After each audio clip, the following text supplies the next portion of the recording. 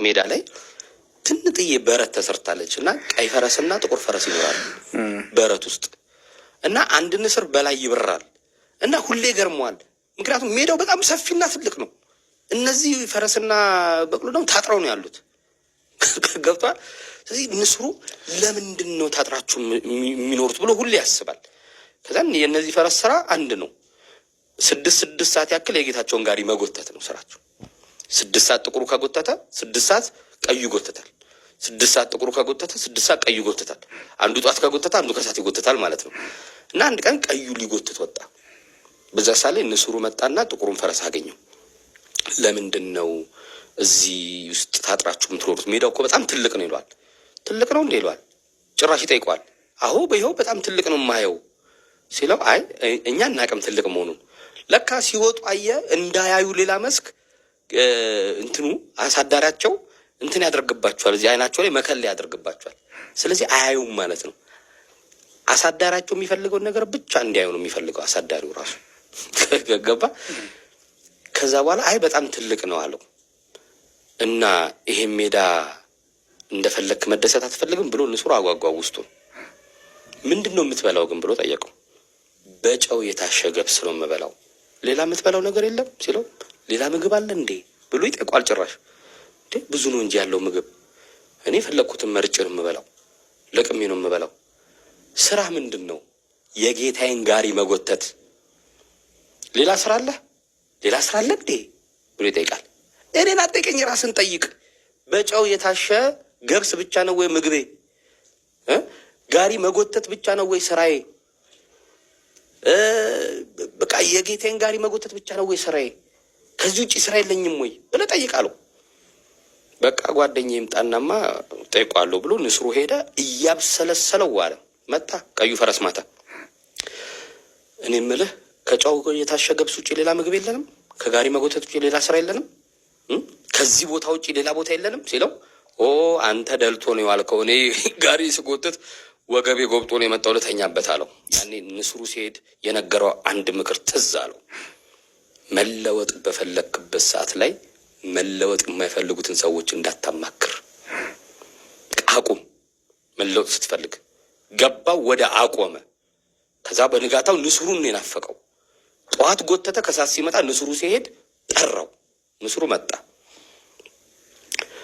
ትናንትና በመከርከኝ ምክር አሁን እኔ መለወጥ እፈልጋለሁ፣ ጓደኛዬ መለወጥ ስለማይፈልግ እሱን ማማከር አቁሜያለሁ አለው። በጣም ጥሩ። ለመለወጥ ምን ላድርግ? የት ሄጄ ልለወጥ ብሎ ንስሩን ይጠይቋል። አይደል? የመለወጫ መጀመሪያ አልተለወጥኩም ያልክበት ቦታ ነው። ገብቷል? አልተለወጥኩበትም ያልክበት ቦታ ነው። ስለዚህ ይሄ ነው መለወጫ ቦታ። ይቺ በረት ነች መለወጫ ቦታ። እሺ በምን ልለወጥ ሲለው ምን አለ? እኔማ ያው ምን አለኝ? ጋሪ የምጎትትበት ጉልበት ብቻ ነው ያለኝ። እሱ ነው ማለት ነው መቀየሪያ፣ እሱ ነው ማለት ነው መለወጫ ብሎ ነገረው። ንስሩ በጣም ተደነቀ። ከዛ በኋላ እሺ ምን ላድርግ ሲለው 6 ሰዓት ከሰራ በኋላ 6 ሰዓቱ ምንድን ነው የምታደርገው? ያው ተኛለሁ፣ እበላለሁ፣ ተኛለሁ ገብሴ ነው ሲለው ለምን ትተኛለህ? ጉልበት ከሆነ ያለህ ጉልበትን የሚያፋፋ ስፖርት ስራ፣ እዚህ ውስጥ ተሯሯጥ፣ ራስን አዳብር፣ አቅም ሰብስብ፣ ራስን አብቃ። ከዛ በኋላ እንዳለው 6 ሰዓት ይሰራል፣ 6 ሰዓት ይሮጣል። ከዛ የማያውቀው ኮንፊደንስ፣ የማያውቀው አቅሙ፣ የማያውቀው ችሎታው ከውስጡ ሲወጣ ታወቀው። ከዛ በኋላ አይ አሁን ብቁ ነኝ አለ። ከዛ ንስሩ አይደለም ዋጋ ስለምትከፍል በኋላ ከተያዝክ ራስን ፈትን። በምን ልፈትን ሲለው የጌታን ጋሪ ስትይዝ በጣም ሩጥ ፍጠን እና ሂድበት። ከዛም ጋሪው ላይ ሆኖ በጣም ሲሮጥ ልጓም ይያዝበታል። በጣም ሲሮጥ ልጓም። አየህ ፍጥነትን አይፈልጉም እነሱ፣ ልጓም ይዙብሃል። ስለዚህ ያለ ልጓም ነው መሮጥ ያለብህ፣ ያለ ጋሪህ ነው መሮጥ ያለብህ። ግን ስትሮጥ የመጨረሻ እርግጠኛ ሁን። በጣም ስራ። 2 መተማመኛ አለ እንደማይዙ። የመጀመሪያው ማምለጫ ምንድን ነው? ጉልበት ነው፣ የሰበሰብከው አቅም ነው። ገባ? የሰበሰብከው ችሎታ ነው፣ የሰበሰብከው ያካበትከው ልምድ ነው። ሁለተኛው ደግሞ በማን እንደሚከተሉ ታውቃለህ? በጓደኛ ነው፣ በቀዩ ፈረስ ነው የሚከተሉ። ስለዚህ የእርሱን ድክመት ደግሞ ታውቃለህ። ስለዚህ እንደማይደርሱበት ታውቃለህ ብሎት መክሮት በጣም ሰራ፣ በጣም ጠነከረ። ልክ በረቱ ሲከፈት እንዴ ላይን ጥቅሻ ይጠፋል። ላይን ጥቅሻ ጠፋ። የጌታው ቀዩ ፈረስ ላይ ወጥቶ ሊከተለው ሲሞክር ከየት መጥቶ በቃ በጣም አመለጠ። የፈረስ ተወዳዳሪዎች አገኙት። ከዛ በኋላ አየ ለማምለጥ ብሎ ከዛ ለመውጣት ብሎ ባጠራቀመው ጉልበት ባጠራቀመው ኃይል ውድድር ሜዳ ላይ ማን ይቻለው? ሁሌም አንደኛ ነው። ሁሌም ከፊት ነው። ሁሌ ድሉ የሱ ነው። በጣም ሀብታም ሆነ። ጌታውን በጣም ሀብታም አደረገው።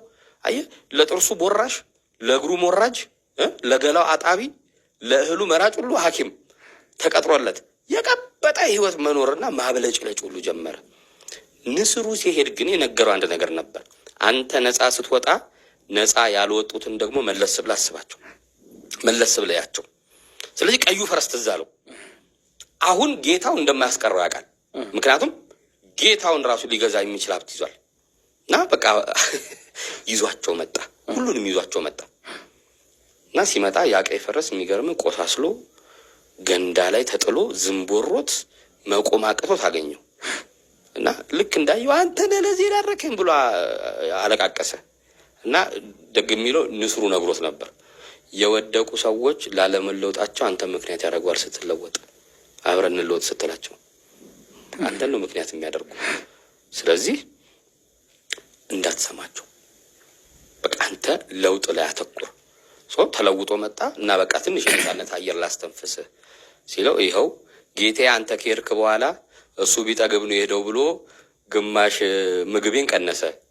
እሱ እረፍት ብሰጠው ነው ክፉ ያሰበው ብሎ ቀኑ ሙሉ አሰራኝ። እኔን አቅሜን ሙጥጥ አድርጎ ከጨረሰ በኋላ ስቆስል ዝንብ ሲወረኝ አውጥቶ ጣልኝና ሌሎች 2 ፈረሶች አስገባ። በቃ የመታሰር የመጨረሻው አቅም ይሄ ነው። አንተ የትኛው ነህ ብሎ ጠየቀኝ ዶክተር ወረተው። ንስሩ ነህ እንደፈለክ በረ ነው የምታገኘው? ወይስ ጥቁሩ ፈረስ ነህ የለውጥ መንገድ ላይ ነህ? ወይስ እንደ ቀዩ ፈረስ ዛሬ ሰዎች ለድካሜ የሚሰፍሩልኝ ይሄ ነው የሚሰጡኝ ስራ ይሄ ነው እያልክ ነው የምትኖረው? በጣም አፋጣጭ ጥያቄ ነው። በቃ እኔ ጥቁሩን ፈረስ መሆን እፈልጋለሁ ብዬ ጽፌ ሰጠኋት ለዶክተር ወረተው። ከዛ በኋላ የሚገርምህ እዛው ደጆችሽ አይደል ያለሁት፣ ጠዋት 2 ሰዓት ገብቼ ሌሊት 10 ሰዓት መውጣባቸው ጊዜያቶች አሉ። ስሰራ ማለት ነው። በየክፍላት ውስጥ እሰራለሁ ገብቼ ኦልሞስት ማህበሩን እስከ መሸከም እስከሚያስብል ደረጃ በጣም ዋጋ ከፍዬ እየሰራሁ። ስክሪፕት ይጻፍ ሲባል እኔ እጽፋለሁ። አልችልም እኮ እኔ እጽፋለሁ እላለሁ። ጻፍ ባል እጽፋለሁ። ከዛ በኋላ እንትና አርቲስት ያንበበው ሲባል እኔ አገኘዋለሁ፣ አርቲስቱን ሄጄ አገኘዋለሁ። አየህ፣ እዛ ውስጥ ራሴን በጣም ስላበቃው በጣም ነገሮችን ስላጠራቀምኩ ልክ ከዛ ስትወጣና ከዓለሙ ጋር ስትጋጠም ከዓለሙ ጋር ስትገናኝ